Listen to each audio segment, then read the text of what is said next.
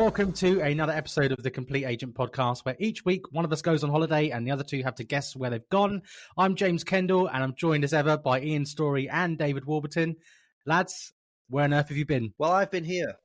I've been here working away, grafting, and I've had another busy week. And Ian's been in Mallorca, so there's nothing for him to say this week. We don't need to ask him how his week has been. And we don't need to ask if he's had a sausage sandwiches either, because he can talk this week because he's in the UK. So Lispy Ian is no longer with us. So yeah, decent week. A little bit quieter, actually. It feels a little bit quieter at the moment, I'll be honest. But to be honest, it's quite welcomed because we've had...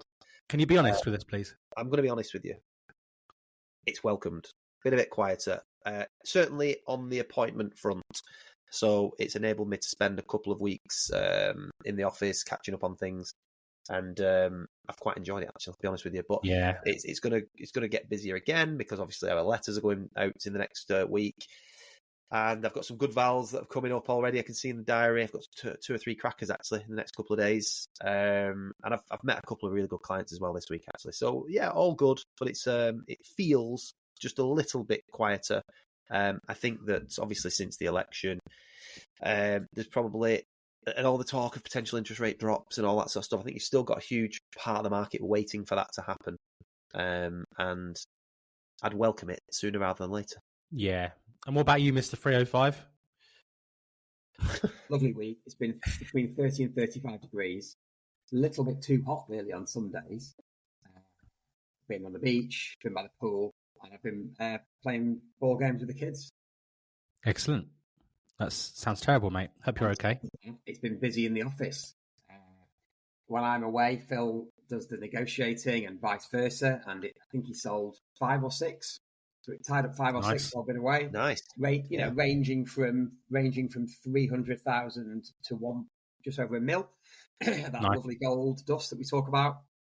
And he's also had some good listings, and I've managed to list a couple while I've been away as well. You know, like the three of us, we can't really ever completely stop working, can we? So I've been nurturing a couple of clients. So it feels good. You know, there is a lot of stuff on the market, and we're going to come on to pricing, aren't we, on today's pod? But yes, our pipeline is really, really very good, but there is a lot of stuff on the market, and it's managing those clients. So I've been speaking to Simon Gates this week, who has updated us with our stats, which look good. And then what I'm working out now is how we can put those stats into a form that we can send to clients who are sat on the market not selling, just to show them, you know, that they're not alone. We'll come on to that in the pod, lads, won't we, with pricing. Well, what are your, just out of interest, what are your, do you know what your stats are off the top of your head? Have you had those? Or?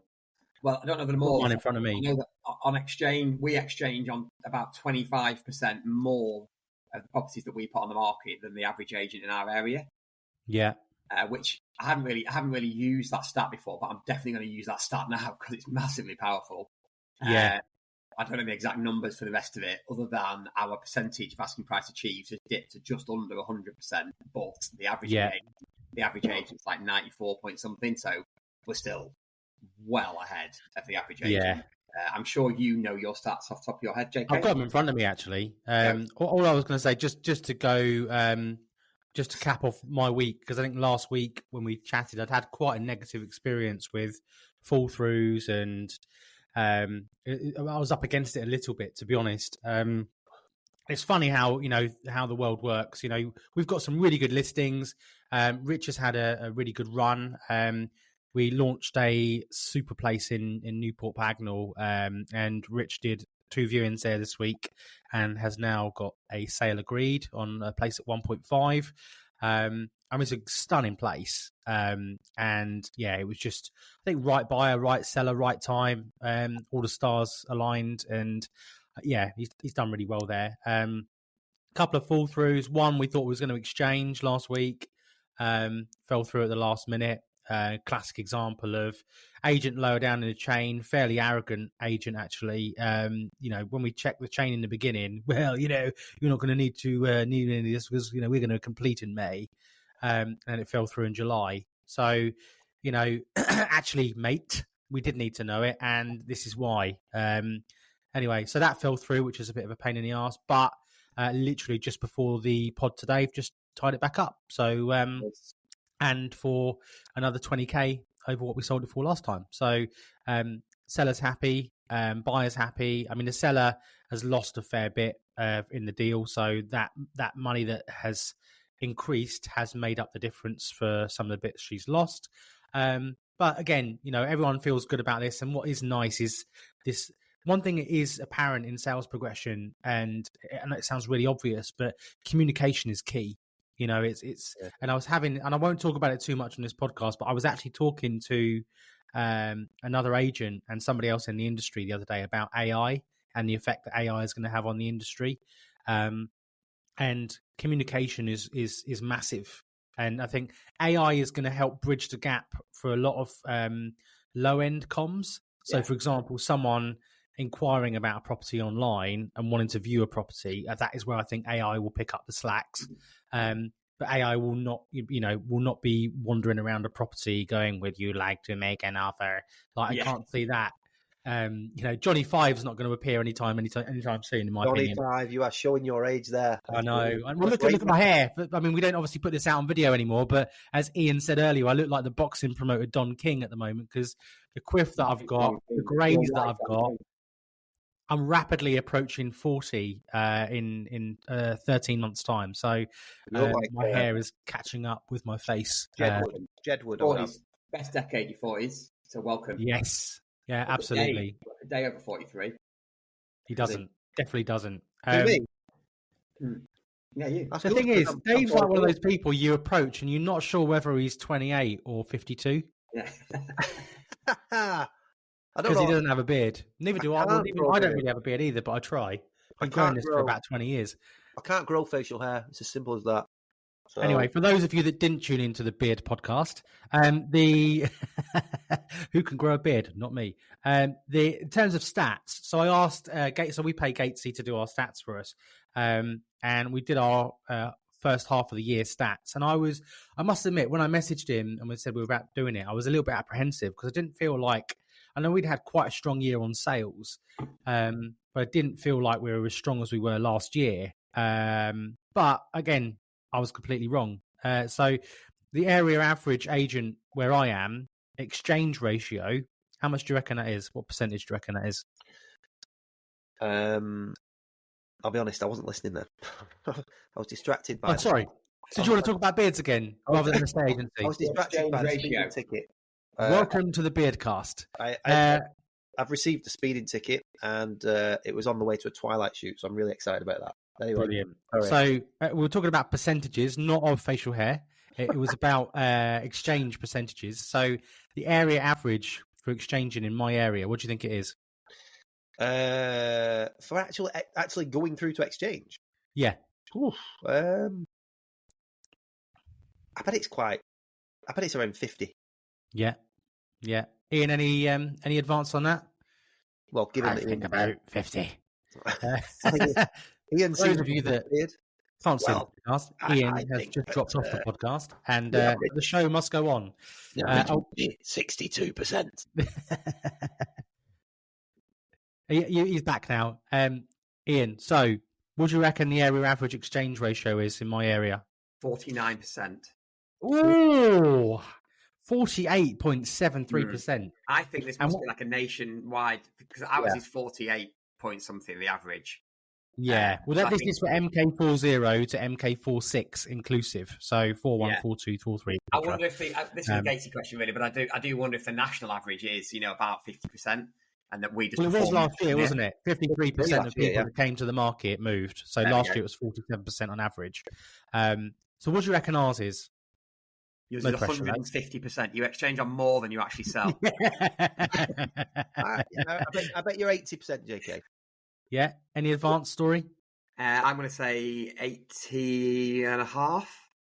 Ooh, 88.89%. I mean, that is really good, mate, because we had ours done and it's something like 8. I think we're about 80%. We're obviously a lot higher than the average, but that's really good, JK. I mean, that is such powerful data to be showing people on Vals, isn't it? Well, and the thing is, the reason we're going over this is because if you know your data and you're in the living room or in the dining room or wherever you're having this conversation with someone, it's being able to articulate what this actually means to the client. Because it's all good us willy waving on the podcast saying, oh, well, look, we do this. Yeah. But what does it actually mean to the consumer? And what it actually means is, well, look, to contextualize it, and this is how I do it. Right, Mr. and Mrs. Seller, when it comes to moving, would you like to flip a coin to decide whether you move house or not, or would you like a nearly 90% chance of moving? Yeah. And that is it. The stats are there. That is data. That's not my opinion. That is the data. And what do we do, Dave? We follow the data. Follow the data. That is not a subjective thing. It is factual, JK. For once. But what is also interesting in my area, and again, we'll get onto this in the pod today, we're talking about pricing.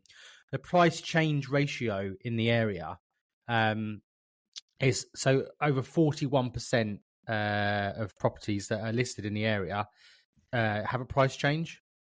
Fall through rate is 20.5%.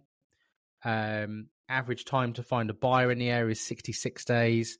So, I mean, to articulate these stats to a client, based on our stats, we are, so again, the average agent in the area is we talked about this just off air, didn't we? Or did we talk about this a minute ago? The average agent in the area is achieving 96.1% of the asking price, and selling 16% of their properties at the asking price or above. According to our stats, we are 101.48% of asking price. So again, that's 5% more than your average agent, or just over 5% more than your average agent. So the way to articulate that, guys, if you're listening, is you've got to make sure your stats are good, and you're actually, this again comes down to how do you look, what do you charge, what, you know, are you worth being more money? It's all good wanting to charge higher fees, but you've got to be worth it, and you've got to be good.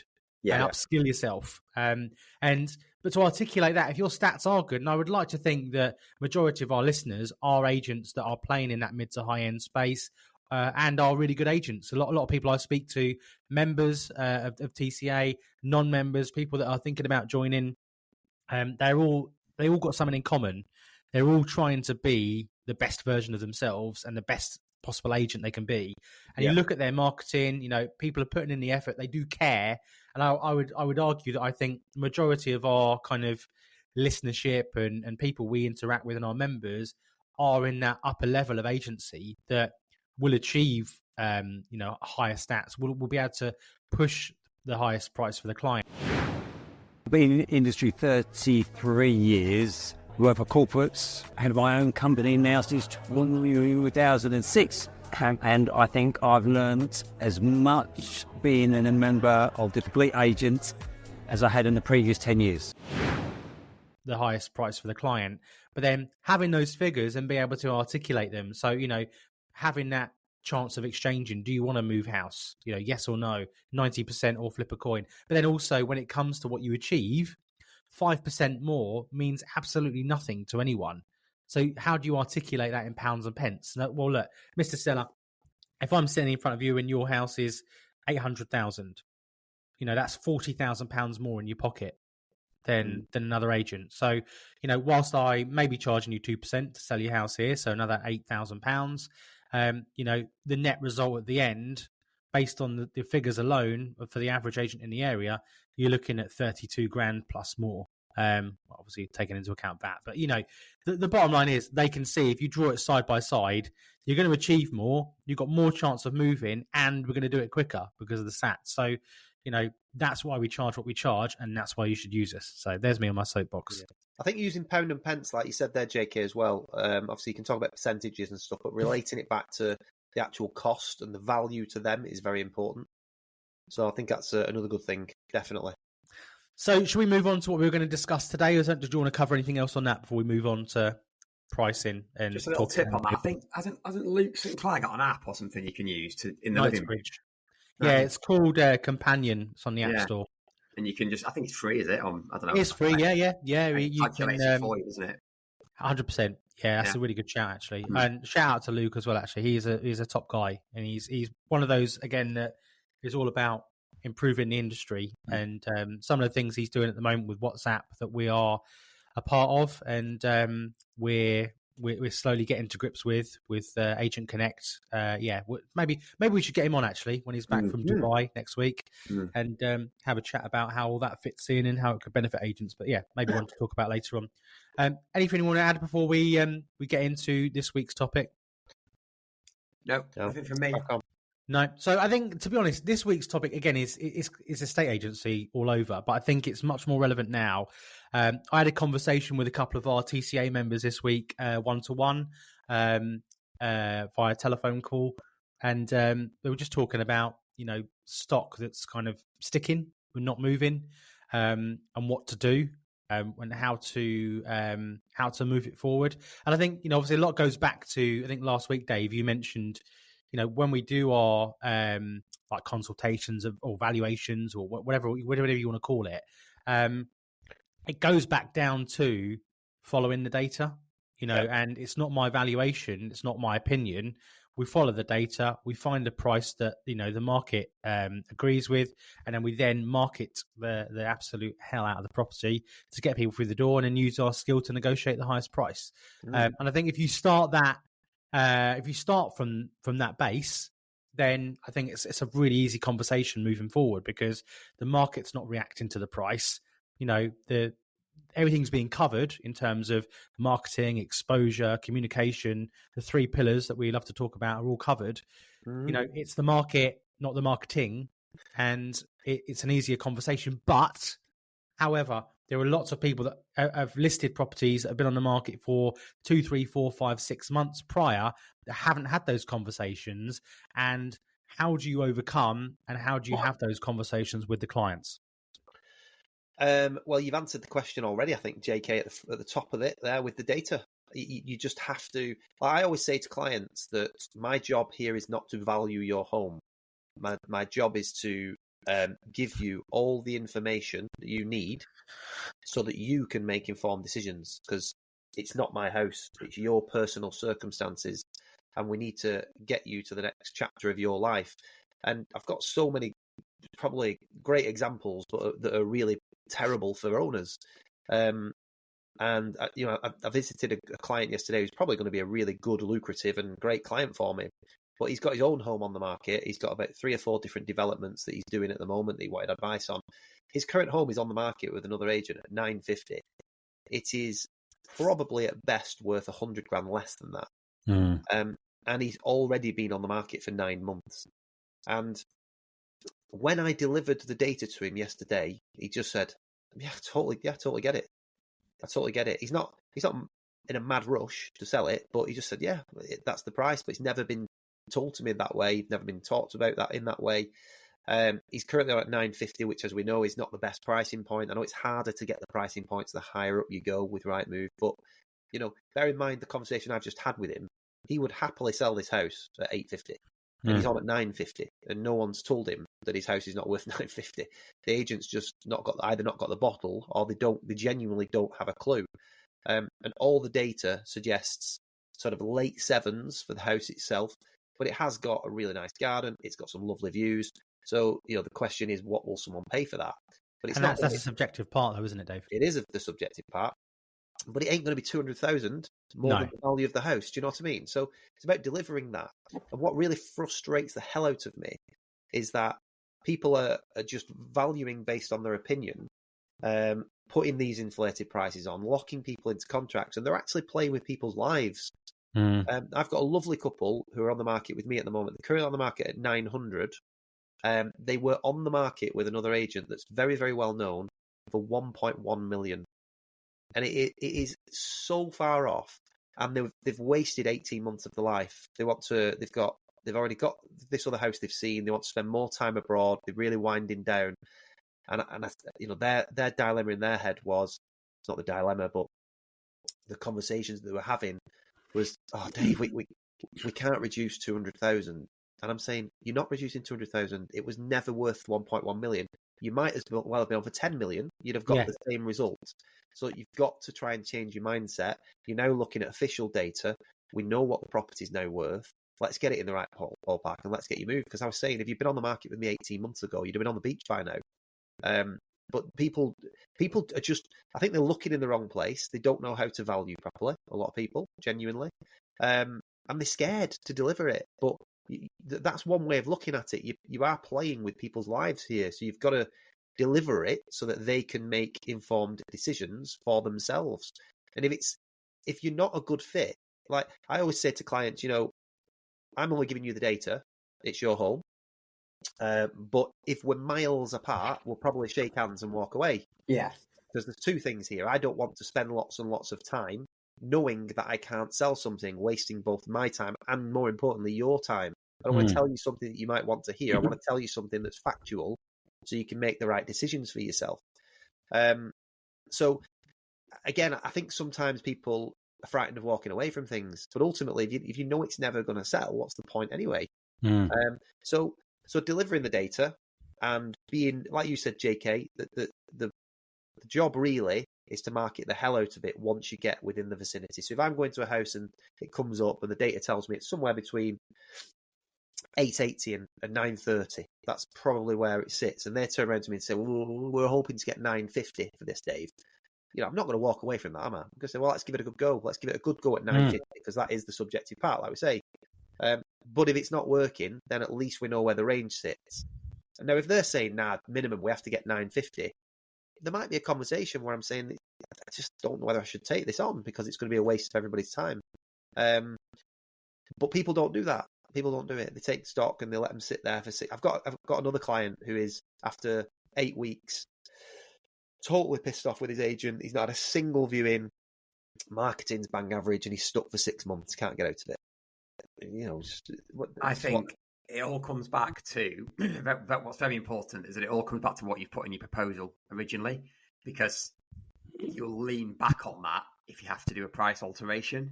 So if in your proposal it says, I think it's worth 1.2, and in 8 weeks' time, it's not worth that and you have to change the price, the seller will say to you, well, you told me you thought it was worth 1.2. So as long as your proposal is worded correctly from the start, because you will have to fall back on that, or you probably will have to fall back on that if it needs a price change, because the seller will look at it. You can always refer back to that. So be careful with how you word things at the very start when you first meet them. I've got a good example of sort of trying to test the higher price. So we've got a property in a really desirable area. It's it's 3,500 square feet. So the data says it's worth 1.5, maybe a bit more, the subjective part. The seller thought it was worth more. To be fair, it is really, really nice. It's got a massive kitchen. It's lovely. It's a nice location, great views. So I said, well, if it is worth more, let's not put it on Rightmove first of all. Let's do all the marketing and get some buyers through. He was thinking it might get 1.6 to 1.7. So we got a buyer through. I sold it, 1.675. Couldn't believe it. Cash what do buyer. you know? Okay, however, that cash buyer had a survey done, came back and wanted to renegotiate by 175 grand because it needed work doing. I mean, this house is modernised. So it felt like there was something there that he hadn't really told us, because he was sort of renegotiating back to what the market says it's worth, interestingly enough. Anyway, it fell through. We couldn't get any agreement, even though I said, look, if it needs a chimneys redoing, then let's get a quote for the chimneys. That would probably have been about 20 grand, nowhere near what he was trying to get off it. It's still not on Rightmove, that house. We've been trying to get off-market buyers. It hasn't resold now. So we're getting close to the point. I'm saying to the seller, look, we need to go on the market at some point if you want to sell it. Don't put it on now. Let's do it when the schools go back. There's loads on the market at the minute. Let's let things bed in a bit more. People back from holiday. But we do need to go on offers of a 1.5, John, when we get to that stage, because we have tried it for you now. So that's a good way to do it, but you need to be a bit careful with that, because he's also had another agent involved that I didn't know about whilst it's not been on the market. Right. So doing off-market testing of a price is good, but you can leave yourself open to other agents getting in there. I've got another one where she's given us the go-ahead. Data says it's 1.2 to 1.3. Really nice house, lovely views. She thinks it's 1.4 to 1.5. The data does not say that. It's a lovely view and it's got a lovely house, but it does need modernising in places. So I'm going to do that with her. I'm going to get some off-market buyers in to try and show her that it's not worth what she thinks it's worth. But you do need to be firm with clients. So I've actually got a call with this lady today, and I'm going to say to her, look, John, she's not called John. I'm going to say, look, John, Jean. I'm happy to go through this process, but we need to be honest with each other that if you don't get someone wanting to go for it, then I don't want to put it on the market at what you're suggesting, because it's just too much. And there are too many other properties sat on the market around us currently at sort of around the 1.5 that aren't really selling that quickly. So the point of getting off-market buyers through isn't to try and sell it off-market. it'd be nice if that happens. The point is to test the price. And unless you get someone going for that price, it probably isn't worth that level. And you need to be realistic. So the off-market testing is a good way to do it, but you really need to try and make sure the client understands why you're doing it. It's a tricky one, really. So again, just to go back to then, so if let's say, for example, someone listening to this, I'm always keen about adding value. So what is, and I've got some things I can throw into the mix. So if someone's listening to this and saying, right, okay, I've got a couple of instructions, they're not selling, inevitably it probably will be the price, but there may be people listening to this that maybe haven't ticked every box of marketing. So, they haven't got Twilights, they haven't got a video, they haven't got social media strategy. If they, let's say hypothetically, they've got all of those boxes ticked, marketing is on point, and it is just the price. What tips would you give somebody listening to this? What could they do to get the price down? We have just a quick one for me. We have the 3 Ps conversation a lot earlier on in the process than. How soon is that? So we'll have that conversation within 2-3 weeks of it going on the market. If it doesn't sell, we'll say that there's 3 reasons the house doesn't sell: price, promotion, presentation. We know the marketing is as good as it possibly can be with stories, so it isn't that. It might be the price, but we're definitely nowhere near a pricing change at this point, John. But I just want to mention it because that might be what it is eventually. So I've sort of sown the seed with them earlier on. Bill's just changed the price on the lower end one that we've got at the minute, which came on at 290, and he's just changed the price this week to 270. But he was having the 3 Ps conversation with the seller 3-4 weeks ago to sort of sow the seed in their mind. And then we would also relook at the data as well. So we'd do a new data loft report, a new valuation, basically. Yeah, like a new valuation, just to show them again what the data is saying. I think tone of voice and confidence is really, really important when you're going through this. And there's different wording that you can use, which we've talked about forever on this podcast, which is price realignment, not reduction. Because again, we always say, I don't think a vendor knows what they'll take until they get an offer. So, and I don't mind sharing that with them as well and being transparent. I said, honestly, John, I don't think you'll know for sure until it's concrete and it's real. I see it an awful lot. But the other thing that I think is very, very important, I mean, I did 3 quick fire reductions a couple of weeks ago, and all 3 of them now are getting bags of interest. I think will be their next 3 sales. I think you've got to get into the detail with the owner. You're not just selling bricks and mortar. You're selling lifestyles and you're selling circumstances. So understand their why. Why are they looking to move? And I think I used it on the podcast. I mentioned it on the podcast either last week or the week before. I've had a client recently who'd wasted so much time with another agent at 700,000 plus, and his house was worth 650 maximum, and that was his price in the end.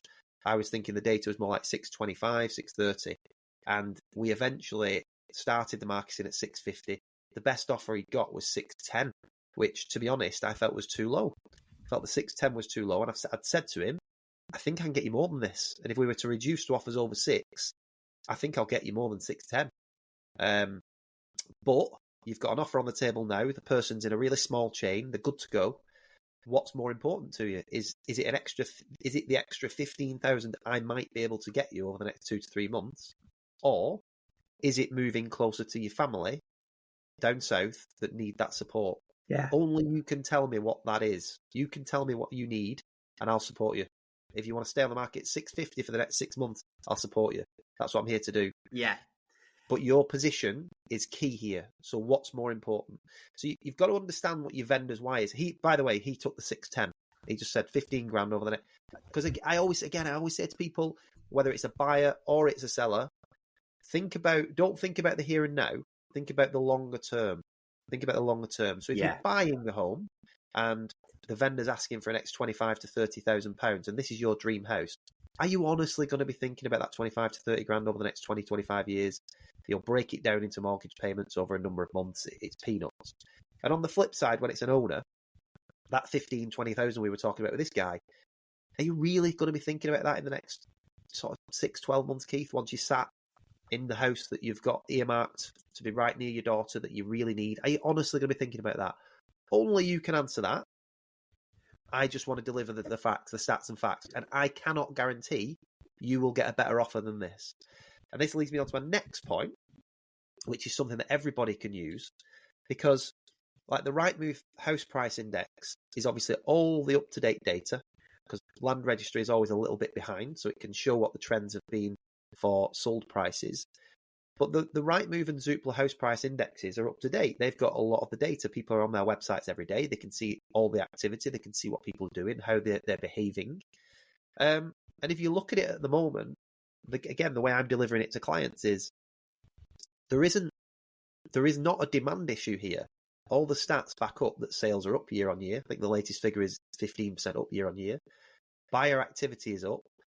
However, what we can see is that it's taking longer to sell a property. So it's 34% longer than it was last year. It's taking longer for the conveyancing process. It's now 154 days when it used to be something like 90 to 100 days. That's taking longer. But the biggest part of all of this, John, is that stock levels are at an 8-year high. So your buyers have now got more choice, which they didn't have 2 and 3 years ago. So if you wait to achieve an extra 20, 30,000 on your property that might never materialise, you could be reducing further down the line and achieving less than you're being offered today. And then always go back to, again, John, my job is to deliver the stats, facts and data. I think Tom Panos calls it commission breath, doesn't he? It's not that. If you decide that you want to stay on the market at 650, 700, 800, whatever it is, that's fine. I'm here to support you. We'll keep going. But if you feel that move abroad or that move to be closer to your parents or moving for the schools by September is more important, more valuable than an extra 15 to 20 grand that I might be able to get you, because I can't guarantee it in this volatile market that we're in, then I think you should take the offer now. And I think that's how you should do it. So my biggest tips would be understand what their why is, recap on why they went on the market in the first place. Think about the language that you're using, price realignments over reductions, and use the data. So obviously we're big fans of Dataloft and we use that really well in our valuations. That's a lot of the land registry data, but use the trends. Make sure that you're explaining to people these are the trends that are happening. So what we're seeing is that stock levels are now at an 8-year high. It was a 6-year high. It's now an 8-year high. The conveyancing process is taking even longer than it was last month. Sales are taking longer than it was last month. So it's all going in that direction. Properties are still coming on the market at the wrong prices. 43% of people are reducing by at least 5%, not to sell, just to attract interest. So how are you demonstrating this and getting this across to your client? You've got to be, and the way I'm talking about it now, I'm really passionate about it because it pisses me off when you see homeowners going on the market with no idea. They just want you to tell them the truth. And that's what you're there to do. If they don't agree with you, that's fine. But you've got to deliver the data and make sure that they can then make informed decisions. And that's what I would say. And I think that a lot at the moment as well, we've talked about stock retention and servicing your clients over the last few weeks. And I think it's something that we need to keep talking about. For anybody listening who's looking for value, you've got to keep doing that, because I think whether it's August, whether it's September, as soon as we get that first rate drop, I think there'll be a big opportunity for people who've got good stock levels, because it's just that consumer confidence, isn't it? As soon as the interest rates drop, even though it doesn't make a huge amount of difference, it's just that psychological barrier, I think, for people. Great, interest rates have come down. Can I ask both of you a question? So what would your opinion be now on a price change? Would you make the price change now? Or would you... Yes. You wouldn't wait for this end of the school holidays. You just do it. Depends on the house. I think depends. So so most of our homes are family homes, for example. I personally, our half term is starting here. So the private schools started last week, and the state schools are all breaking up this Friday. Yeah. But I just think that, to put it into context, I've got one client at the moment. So again, it all depends on the situation. I've just realigned the price of a house we've had on the market for 22 days. We had on at 1.25. We were getting viewings. We'd had 4 viewings in just over 2 weeks, and no takers. The feedback was basically that it was too much money. It's a great location, beautiful house, but I mean the feedback wasn't the house is too much money, but it was just the classic. Oh, it's smaller. Yeah, it's too small. And basically saying it's the price. Yeah. And I said to the sellers, look, what do you want to do? I said, at the end of the day, we can carry on as we are. Like you've said, Dave, if you want to keep at 1.25, I'll support you with that decision. But equally, you want to get moving. So, let's change the price. $1 million from 1.25 is too much. So we've reduced 12% to offers over 1.1. And then one of the people that viewed it last week that said they weren't interested has come back and said they want to view it again today. And I said to him, well, you said you didn't like it because of the kitchen and this, that, and the other. And he said, to be honest, I didn't like it at 1.25 with the kitchen as it was, but at 1.1, I can make some changes. Yeah. So I said, why don't you just say it was the price? And he didn't really know what to say. No, they say that's such a common thing. That just shows the mentality of the market. I think two things here for me. The sellers always say to you, don't they? No one said it's too expensive. No. It's actually one thing, not two things. The sellers say that, so that's why pricing feedback is important. You've got to outweigh. I asked these people. That's what's frustrating. I've said to people, what do you think of the price? And they went, yeah, it seems all right. It's all right, yeah. It's just not for me. Brilliant. Just not, yeah, exactly. Just not for me. So I'm thinking, you can ask these bloody questions, but if people don't answer honestly, then you're never going to be able to deliver it. Because I always say to people, okay, what if I don't think they want to buy it, then I will ask what they think of the price. Obviously, if I think they love it, then I'm never going to ask what they think of the price. But I knew they didn't like it. So I said, again, there's classics. What do you think to the price? What do you think to the area? What do you think to the presentation? And they said, yeah, it's really nice. Kitchen just doesn't really work for us. It's not really one for us, really. What do you think to the price? Yeah, seems okay. Seems fair. Brilliant. And then interesting. That's interesting. Lo and behold, it comes. Again, I hate using that phrase. Buyers are liars, but quite often, they're not liars. They're just not. They're afraid to tell you the truth. But they're not daily negotiators, are they? No, but then again, they don't realise the context in which you're asking. They don't want to offend the person that's selling the house. They don't think they'll take your money. That's why they don't think they'd take what they pay for it. So they say, well, it's not for me. You know what I mean? Yeah. So you try and ask them. I always try and ask the question. I know that, again, everyone's got their ways of doing things, but I always try and ask if somebody will offer when I do a viewing. I always say, do you think it's one you'll offer on? Do you think you see yourself living here? Do you think it's something you might offer on? Yeah. And then at the end of the viewing, whether they're going to buy it or not, pretty much. Because if they say, we'll think about it, blah, blah. I mean, I did a classic viewing yesterday, older couple, and they're viewing this house with me, and they're saying to me, this is great, it ticks a lot of our boxes, blah, blah, blah. This house is at 800. And then they're saying to me, what about that one you've got at 650 that's like 20 miles away? And I said to them, I said, with respect, why are you asking me about a house 150 grand less 20 miles away? Yeah. And it just made me think, you're day tripping. Yeah. You're just out for a nosy. I mean, they've sold their house. So they've obviously gone through the process, which is why I gave them the time of day. But it just frustrates me because I'm like, what are you doing?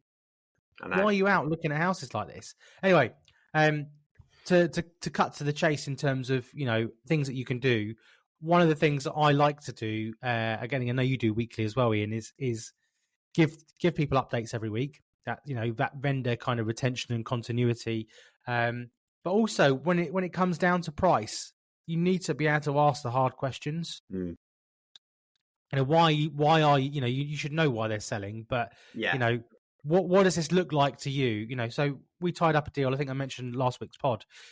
Their expectations were the 600-ish mark, and the house they wanted to buy was, I think, 820 or something like that. And they said, look, we can't change the price because if we don't achieve 600, then we can't buy that for 820. And the sellers there said they won't take any less than 820. And then I said, okay, fine. But then I said, well, look, let's change it to offers over 550. We'll drive the price up, and then we'll ask the question the other end. Well, I don't want to do that because they won't take any less. I said, trust me, they've been on the market for 8 months at that price, and that's their expectation.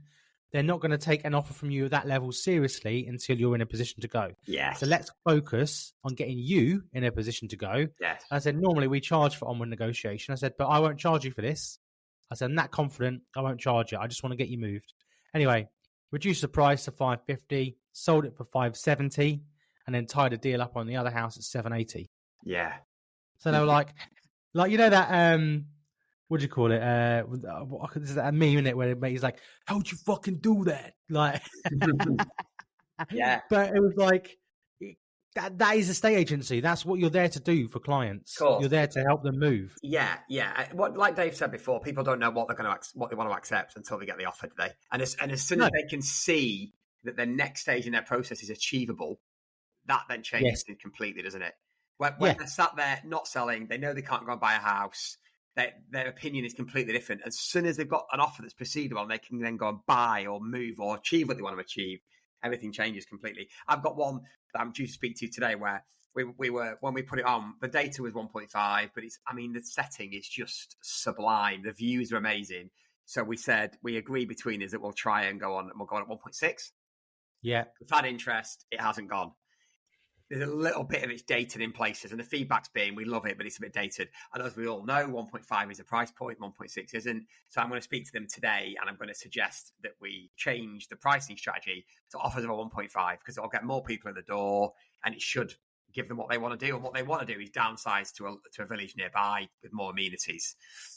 So I'm going to have that conversation with them today. And I think that as soon as you can get people thinking from the future, so thinking and looking back as if they were now in that property, in that village, settled with the amenities around them. Imagine that, John, if you're there now and you can walk to the pub, you've not got to get in your car and drive, or you can walk to the shops, or she can walk to yoga, or whatever it is you can do.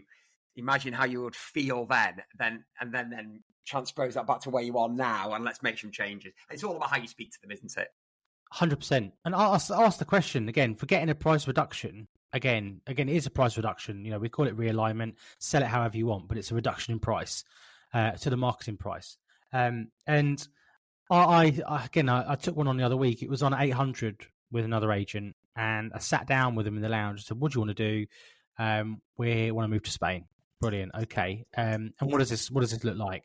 Well, we need 800, blah, blah, blah. And I said, well, 800 isn't there. I said, your marketing's not been great, but in my opinion, following the data suggests more like 715, 720. And they literally gasped, well, we wouldn't sell it for that. I said, well, look, there's an element of subjectivity in that, but equally the market is telling you're getting no viewings at 800. Even if I come in and market this house to the nth degree, you're still not going to get 800. It's not there. There's not enough about it. So I said, look, what if somebody came in today with cash and offered you 750 and you could be out in 6 weeks? What would you do? Well, we'd take it. So why are you on at 800 then? Let's start at 750. And if 750 doesn't work, then the next conversation we need to have is either going to be 725 or offers over 7. We're going to have to go bold. Because if you want to move to Spain and you want to make this move happen, this is what we're going to have to do. The other thing you've got to bear in mind is the exchange rate is on your side at the moment as well. So if you do sell at a slightly less price here, your pounds for your euros are going to be, not parity, but you're going to be in a good place now. So if you're buying abroad, yes, you can lose 50 grand here, but if you wait 6 months to try and get 800, which you don't get, then the exchange rate then goes out of your favour. You're then looking at, you're getting hit both ends. So you're then going to have 700 for your house, and then effectively you're going to be hit the other end for what you're buying. Sorry, mate, you look like you were going to say something then. So I stopped. No, No.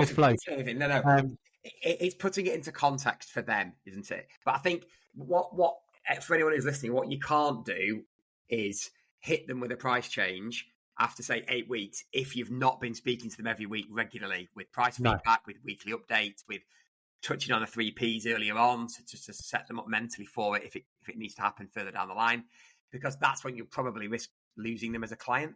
If the amount of people I go and see where they're on the market with someone else and they'll say, well, all they think they're doing is reducing the price. That's how it comes across, doesn't it? If you've not been in touch with them regularly enough throughout the Well, process. the thing is, and you've got to try as well. You've got to try and give it to people. We're proactive. We obviously get a lot of people registered, and we try and place square pegs into round holes sometimes because, so if sellers don't know what they'll accept, but sometimes buyers don't know what they'll buy. True. We've just tied up one at $1 million where the buyer said, I definitely want to be in the town centre. I definitely want this. I definitely want that. Has looked around for 6 weeks, can't find what she wants in the town centre, and we've just sold her a house 20 miles out of the town, but it's perfect for her and her kids, and the kids love it, and she's buying it. Yeah. So, buyers don't know what they'll buy until you put it under their, and that's just being an agent. It's not, anyone could put you on Rightmove, but just having that conversation and knowing what buyers are looking for. Yeah, and I think that's what it. Yeah. Sorry, no, sorry. Yeah, I was just going to say we had a client this week who was moaning at us because we've had a few people who viewed it who've the feedback has been it's too remote or it's too various bits of feedback, and the sellers, as they do all the time, the sellers come to us and says, have you asked them to check out the floor plan before they viewed? Have you made sure they know it's a bit remote from the set? So I said, you can't say that. You can't go into that level of negative. You want to put them off because you might put them off. And also, they don't know what they want until they view it. They might view it and absolutely fall in love with it and buy it. And if we're saying to them, you do know it's not got shops nearby, and you do know that there's a farm next door, and you can't put those negative things in the way of buyers because they might not be alert to it, because all of a sudden they're then thinking, oh, should I be alerted there's a farm next door? Should I worry about it for a mate? Is that a problem? Is somebody else going to find out? Yeah, exactly. Managing those clients is not easy sometimes, is it? But you've got to, I was literally saying it to them this morning, you've got to get people through the door. It hasn't sold. Yeah. You've got to get more people through the door. Don't worry about whether they're right for it until they've viewed it. Obviously, you need to know they can afford it. You need to know they're in, you need to know their position. You need to know their budget, of course.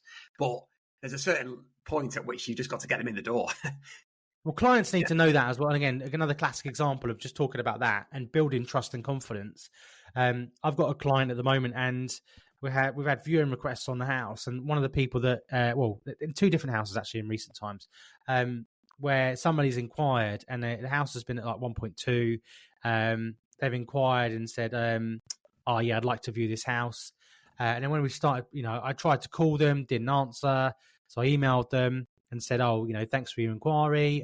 What's your buying position? What are you doing about your financials? And they came back and said, we will sell our house and buy another. I said, brilliant. Thanks for letting me know that. But what's your financial position? Yeah. How are you funding this? What have you got in place? Have you had yours valued? And basically they came back and said, well, we will get ours valued and sort our finances when we found the right house. And I said, well, in this instance, for my agency in this property, we require you to have those in place before we'll let you view. You have to be on the market, but you have to have done a certain amount of due diligence before you can view a house with us. Because what's the point? I could then take them around that house and they go, oh yeah, it's lovely. We just need to see if we can get a mortgage now. Or, see if our house is worth what we think it's worth, So, but then I articulate that to my clients, and I said, look, just so you know, guys, we've had, again, this is the 1.25 house. We've had 4 viewings. I probably could have done double that. Yeah, but I haven't, because I've told them the conversations that I've had, and I showed them a redacted version of the email that I sent to these people, because again, that just builds trust, because they know behind the scenes there is genuine inquiries and people are inquiring about their house, but this is what you're doing as the agent to filter people before they come through the door. And again, that then it's all about having that trust level, isn't it? If you're high enough up the trust spectrum with a client, when you then say, right, we need to go from 1.25 to 1.1 offers over to get you moved, they just say, yeah, okay, let's do it. They understand. And then, it's like the guy that I mentioned before who the data says 1.5, he thought it was nearly 1.7. It basically hasn't sold, and he will go on at offers of 1.5 at the start of September if it doesn't sell beforehand. But it's because we've conditioned him, to what the price actually is, and he trusts you. And he trusts us. Yeah, exactly. And also, we've got about 40 houses on the market now. Okay, which is way more than we've ever had. We have also got a very good pipeline of sold SCC, but I don't want tons of properties sat there that are overpriced, because it's just a fucking headache. And you're better off getting them going with you're not always better off. You're the best outcome is that you get them on at the right price and sell them, obviously. But if they're way unrealistic, you're better off letting them go because you don't need the extra admin each week updating clients when you know that it's just the price. So and if they're unrealistic as well, that's the thing. Yeah, let somebody else have them if that's the crack. Yeah, exactly. Let somebody else have them. Yeah, they might get lucky, but it's very, very unlikely that it'll sell. So I think we're doing a bit more now of testing the price before it goes on the market. In fact, Phil did one this week. He thought he'd got it to offers of a 900. Anyway, all he's basically done is found a buyer, sent them through the door, and they're buying it at 920, and it's not going on the market. So that's great. The more of those we can get. We've also got another one that realistically probably offers over 1.5 again, and we've had an off-market viewing on it this week. We've told them it's 1.65, and they're doing a second viewing on it. They've just put a second viewing on it this morning. Nice. So the more we can do of those at the minute, the better, because it means we've not got to put it on the market. So we've not got to have all the admin and aggro that comes with that. Obviously, what we always do in the background, where the client lets us, is we always create all the marketing. So for all these homes that I'm talking about here, we've got all the marketing. They look absolutely amazing. So we've got all the marketing done. So the likelihood is the client won't go anywhere else. If it doesn't sell off market, they'll, especially if they pay an upfront marketing fee, they will only use us. And what I'll always do with these ones that we sell off market, I get all the marketing done. So the day it exchanges, it goes on Rightmove as sold. Yeah. It's important to do that once it's exchanged. You wouldn't put it on the market as sold STC while it's running alongside, because you don't want that footprint. No, exactly. If it goes on, it needs to be fresh. Yeah, exactly. You want to get sold board up as well when it exchanges, all that sort 100%. of stuff. 100%. So we're doing more of that. And I've got 2 calls today on that very thing, which is about testing the price before it goes on. So I hope that helps and adds value. Yeah, and I think it's been a good pod. I think again it's all about adding the value, and I think the other thing we said as well is about getting we've got some guests lined up as well, which will be good. But yeah, if you're enjoying the podcast, please do not forget to rate us and subscribe and follow to get the pod every week. We do this every Thursday because we love talking estate agency. And if you are thinking about becoming a member of the Complete Agent, then please reach out to myself, Ian, or Dave. We'd love to tell you about how that works. We're just about to launch our new Not on the Market letter update for Q2. Is it, Ian? It's recapping Q2, isn't it? So post-election, there's lots of data come in. We didn't launch it just past the election because we wanted the dust to settle. Yeah. So if you're really wanting to get into the mid to high-end space, now is a really good time to speak to us, because you could send this letter out and I'm positive that you'll reap the rewards from it. Yeah, well, we've proved that happens, and our members have proved that too, haven't they now? And 100%. Also, JK, we've got our next mastermind booked in, haven't we, in September? Yes. I think that's booked. Aidan is now, it's booked in Manchester. So that's in less than 2 months already. Really easy to get to. Really easy to get to on that Avanti line, straight into Manchester Piccadilly, across the road, into the hotel. Mm-hmm. Bosh. Cool. Right, well, thanks, mate. It's been a pleasure, as always, each week. And thank you, everyone, for listening, and we'll catch you next week. Catch you next week. Much better without Dave, I would say, JK. Who's that? Exactly. Thanks for listening, guys. Cheers, bye.